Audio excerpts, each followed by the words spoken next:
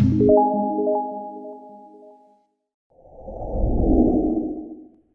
semuanya, bertemu lagi dengan saya Niluh Putu Mahaputri.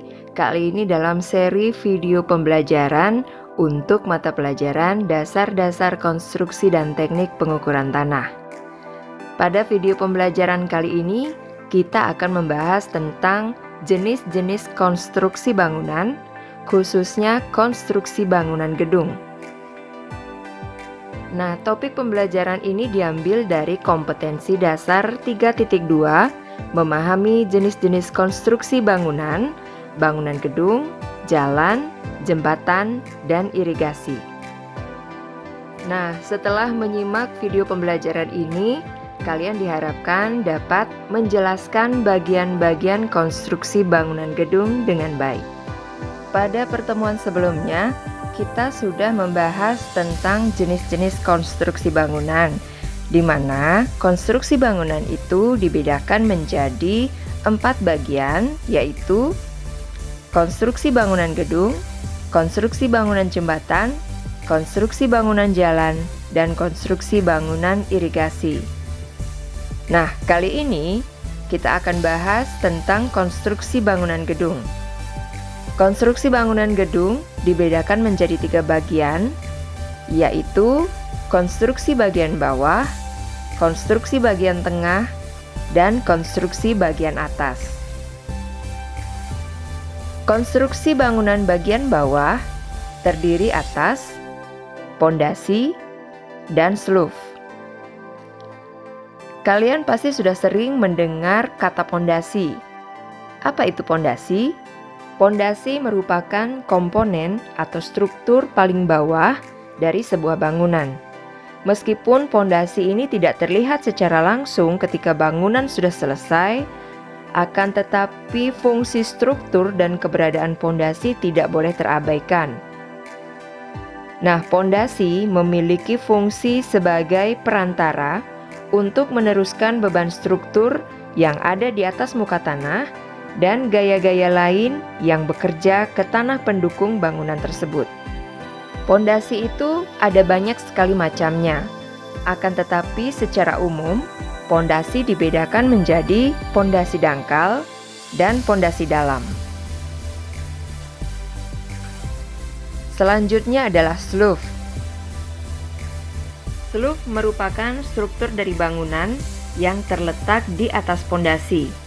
Seluf memiliki fungsi untuk meratakan beban pondasi serta sebagai pengunci dinding agar apabila terjadi pergerakan tanah, dinding tidak roboh.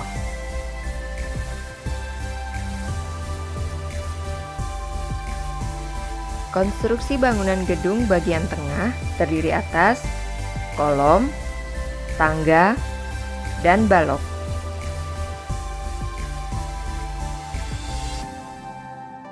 Kolom adalah batang tekan vertikal dari rangka struktur yang memikul beban dari balok.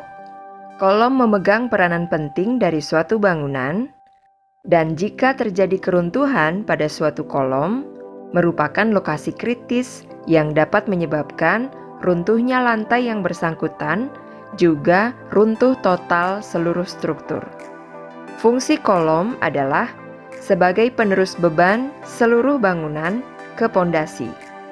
Balok adalah bagian dari struktural sebuah bangunan yang kaku dan dirancang untuk menanggung dan mentransfer beban menuju elemen-elemen kolom penopang yang memiliki fungsi sebagai rangka penguat horizontal bangunan akan beban-beban.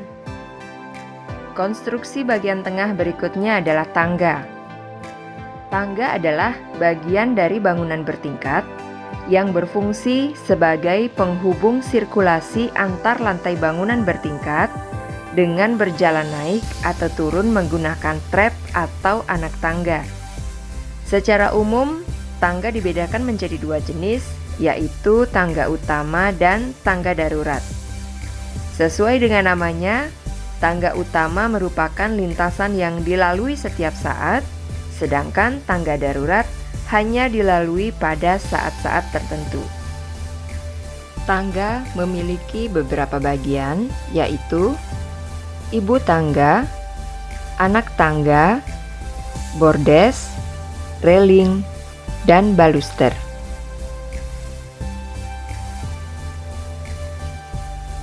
Selanjutnya, kita bahas tentang konstruksi bangunan gedung bagian atas, yaitu atap. Atap memiliki beberapa bagian, di antaranya kuda-kuda, gording, kasau, dan reng. Kuda-kuda merupakan penopang rangka atap berbentuk balok yang disusun membentuk segitiga. Elemen ini berfungsi untuk menyangga rangka atap di atasnya. Gording adalah balok kayu yang berada persis di atas kuda-kuda, yang berfungsi sebagai pengikat yang menghubungkan kuda-kuda serta sebagai penyangga atau dudukan kasau atau usuk.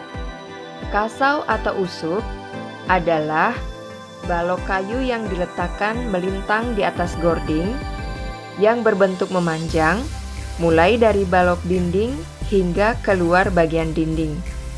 Tujuannya adalah membentuk teritisan atau atap lebih sesuai lebar yang dikehendaki. Yang terakhir adalah reng. Reng tempatnya di atas kasau, berupa kayu melintang yang berfungsi sebagai tempat mengaitkan dan menahan penutup atap, misalnya genteng atau bahan lainnya. Dengan adanya reng, genteng akan menjadi mudah untuk disusun dalam jarak yang teratur dan rapi. Nah, itu tadi penjelasan tentang bagian-bagian konstruksi bangunan gedung. Semoga dapat dipahami dengan baik. Nah, untuk mengecek pemahaman kalian, silahkan coba dijawab pertanyaan-pertanyaan berikut ini.